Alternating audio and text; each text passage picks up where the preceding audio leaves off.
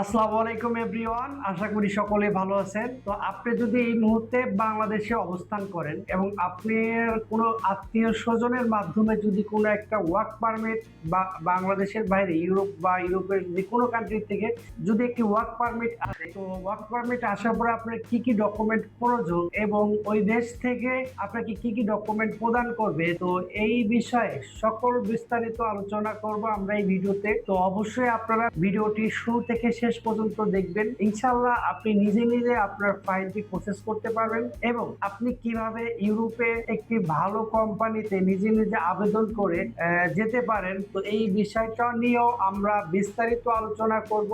তো অবশ্যই ধৈর্য ধরে আমাদের ভিডিওটি পুরোটা দেখার অনুরোধ জানাচ্ছি। তো বাংলাদেশ থেকে আপনার প্রয়োজন হলো প্রথমত একটি ভ্যালিড পাসপোর্ট, যার মেয়াদ 6 মাস থেকে 1 বছর হতে হবে। 2 নম্বর হচ্ছে আপনার একটি পুলিশ ক্লিয়ারেন্স সার্টিফিকেট। তো এটা আপনার নিজ থানা থেকে আপনি কিছু টাকা খরচ করে উত্তোলন করতে পারবেন। নম্বর হচ্ছে আপনাকে শিক্ষাগত যোগ্যতা সার্টিফিকেট, এটা অনুবাদ করে প্রদান করতে হবে। 4 নম্বর হচ্ছে কাজের অভিজ্ঞতা সনদ। তো অবশ্যই আপনাকে একটি রিকোয়েস্ট করব, আপনি যদি একজন ইলেকট্রিশিয়ান হন, আপনি যদি একজন প্লাম্বার হন, আপনি যদি ট্রাক ড্রাইভার হন, আপনি যদি কার ড্রাইভার হন, বা আপনি যে পেশাটা করেন না কেন, অবশ্যই আপনার কাজের রিলেটেড স্পেসিফিক 1 থেকে 1.5 মিনিট একটা ভিডিও টিউটোরিয়াল তৈরি করার চেষ্টা করবেন। 7 নাম্বার হচ্ছে আপনার মেডিকেল রিপোর্ট, আপনাকে একটি মেডিকেল রিপোর্ট করাতে হবে। এবং সর্বশেষ হচ্ছে আপনাকে ব্যাংক স্টেটমেন্ট, 6 মাস থেকে 1 বছরের ব্যাংক স্টেটমেন্ট আপনি জমা দিবেন। তো চলুন আমরা এখন জেনে নেই যে আপনার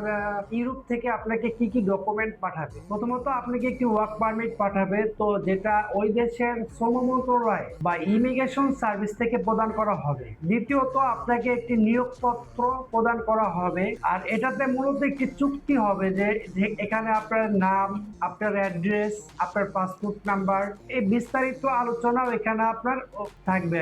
তৃতীয়ত আপনাকে একটি আবাসন চুক্তি করা হবে। তো আবাসন চুক্তিতে আপনি আপনি কোথায় কাজ করবেন, কোথায় থাকবেন, এই রিলেটেড বিস্তারিত আলোচনা করা হবে। 4 নম্বরে আপনাকে ইউরোপের যে কোনো কোম্পানি আপনাকে একটি গ্রান্টার লেটার দিবে। তো কোম্পানি এটা উল্লেখ রাখবে যে আমি আপনার সকল দায়ভার গ্রহণ করিব। এবং সর্বশেষ ধাপ হচ্ছে ট্রাভেল ইস্যু। তো ইউরোপের ম্যাক্সিমাম কর্মকর্তা বা কোম্পানিগুলো আপনাকে ট্রাভেল কস্ট দিয়ে দিবে। তো অনেক ক্ষেত্রে অনেক কিছু কিছু কোম্পানি আপনাকে ট্রাভেল কস্ট দেবে না, আপনার নিজ খরচে বহন করতে হবে। এবং যারা আসলে ইউরোপে যান, তো তাদের জন্য আমার কিছু বক্তব্য হবে যে আমি দীর্ঘদিন রিক্রুটিং এজেন্সিতে ইউরোপের সেক্টর নিয়ে কাজ করতেছি। আমার পূর্বের অভিজ্ঞতা এবং বাস্তব অভিজ্ঞতার সাথে আমি আমার ভিডিও টিউটোরিয়াল তৈরি করার চেষ্টা করি, বাট যে এখান থেকে আপনি যতটুকু উপকার পেতে পারেন। আমার উদ্দেশ্য ভিউ বা কেন থেকে টাকা কামানো না, বাট আমার উদ্দেশ্য হচ্ছে যে আপনি সঠিক পথে এগোচ্ছেন কিনা।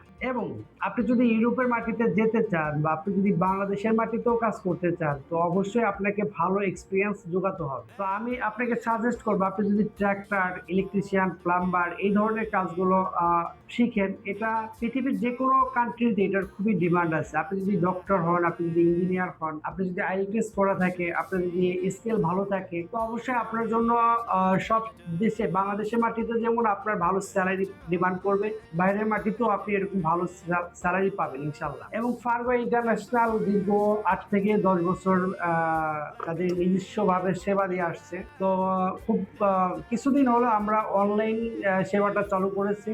ইনশাল্লাহ আমরা চেষ্টা করবো সততা এবং নিষ্ঠার সাথে কাজ করার জন্য। এবং এই উপলক্ষে দুবাই আমাদের একটি নিয়োগ চলছে ট্রান্সগার্ড কোম্পানিতে। এখানে যদি আপনি ইন্টারভিউর মাধ্যমে পাস করেন, তো সেক্ষেত্রে আপনি দুবাই ভালো স্যালারি এবং ট্রান্সগার্ড কোম্পানিতে যেতে পারবেন, এবং সেটা আপনাকে ডেলিগেট ইন্টারভিউর মাধ্যমে টিকতে হবে। এবং এটার প্রসেসটা আমি আপনাকে বলি যে এটা একদম স্বচ্ছ প্রসেস। এবং আপনি যখন আমাদের কাছে ফাইল জমা দিবেন, তো সেক্ষেত্রে আমাদের কোনো প্রকার অ্যাডভান্স মানি দিতে হবে না। এবং আপনার যখন ভিসা আসবে, তখন আপনি অনলাইন বা বিভিন্ন সেক্টর থেকে আপনি ভেরিফাই করে আমাদের সাথে কাজ করতে পারবেন। আমরা আপনাকে স্বচ্ছ এবং নিরাপদ ওয়েতে দুবাই পাঠানোর চেষ্টা করবো ইনশাল্লাহ। এবং আমরা যে টাইমটা দেবো ইনশাল্লাহ ওই টাইমের মধ্যেই যেতে পারবে না। উন্নত জীবন এবং ভবিষ্যতের কথা যদি চিন্তা করেন তো সেই ক্ষেত্রে দুবাই হলো বিশ্বের উন্নত একটা কান্ট্রি এবং এখানে ইউরোপের সকল